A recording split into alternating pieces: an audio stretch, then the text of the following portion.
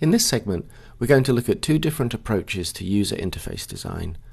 One which is much more template-based and working with conventions, versus one that is more content-based. If we go back to our generic web structure, we can see that in many ways the template equals a distilled version of conventions. This can be useful because of its familiarity and its ubiquity, but it can also be a little bit boring and sometimes predictable due to the same factors. The template doesn't take content into account. The template is content agnostic, and while this offers a level of functionality, it also offers a level of predictability, and sometimes that experience means it's not that exciting. It doesn't matter what kind of content you flow into a generic structure, the framework never changes.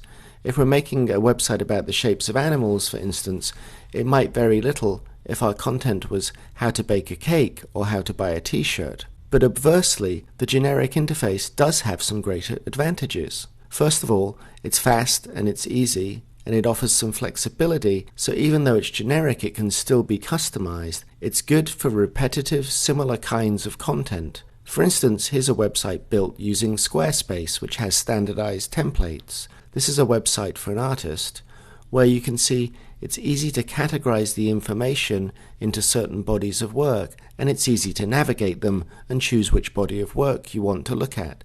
It's very clean and functional. It's not confusing, it's very clear. So there are other conventions we can see here. There are thumbnails of work that you can click on.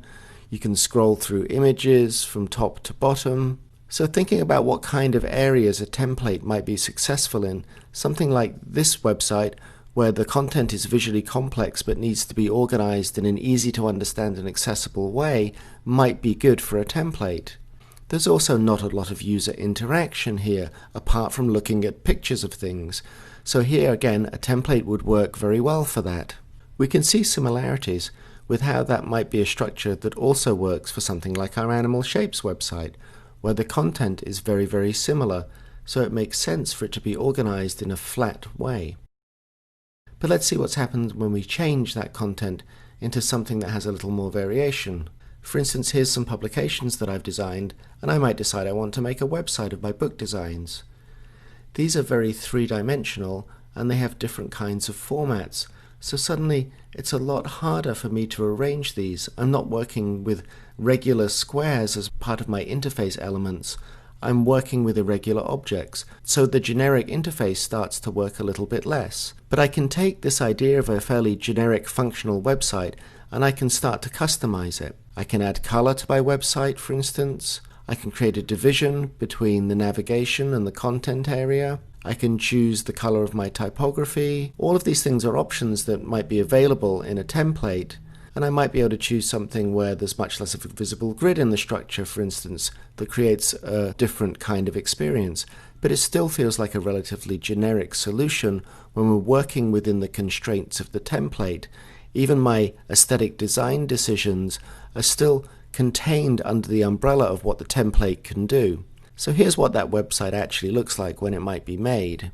It's taking some of the ideas of the template in terms of structure, accessibility, and logic, but it's creating something that has a little more visual interest by creating a user interface that is a little more specific to this particular kind of content. Here are the same kind of books, but they're structured in a way where there's a different color coding system, and the typography works in a more visually interesting way, but the logic and structure of the site is still very much based on how a template works, where you can peruse different sections and zoom into them and look at details.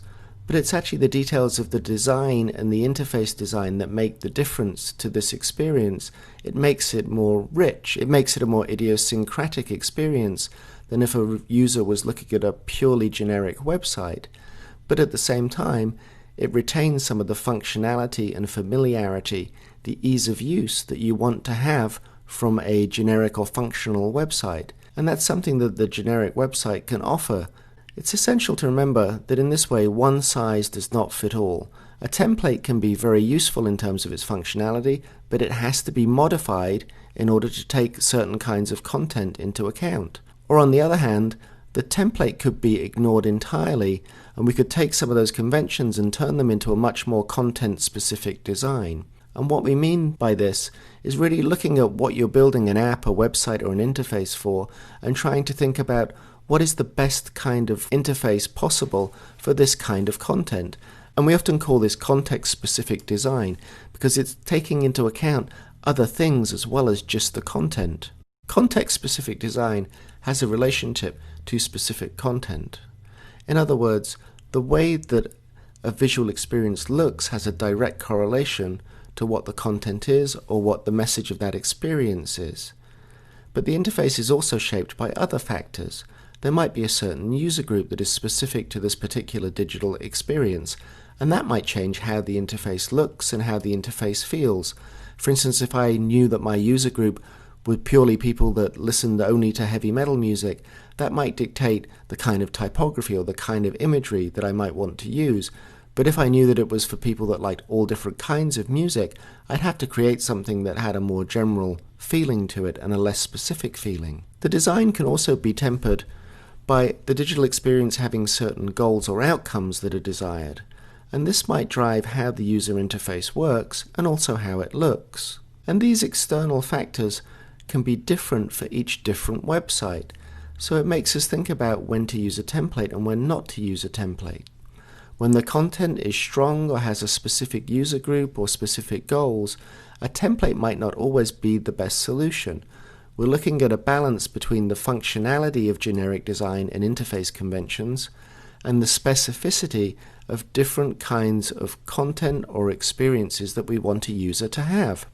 A lot of interface designers strive to have an invisible experience, for the interface to be invisible. What this means is they don't want the interface to get in the way of the content, and that invisible experience really equates to prioritizing the functionality above all. But the danger of the invisible experience is that it can become a generic experience. Another way to think about it is that the specificity of any digital experience comes through the aesthetics of that experience, whereas the functionality is coming from the interface conventions or the utility. When you combine the aesthetics and the functionality together, you end up with the complete digital experience, where you feel like you have something idiosyncratic and personal, but you also have something that is functional.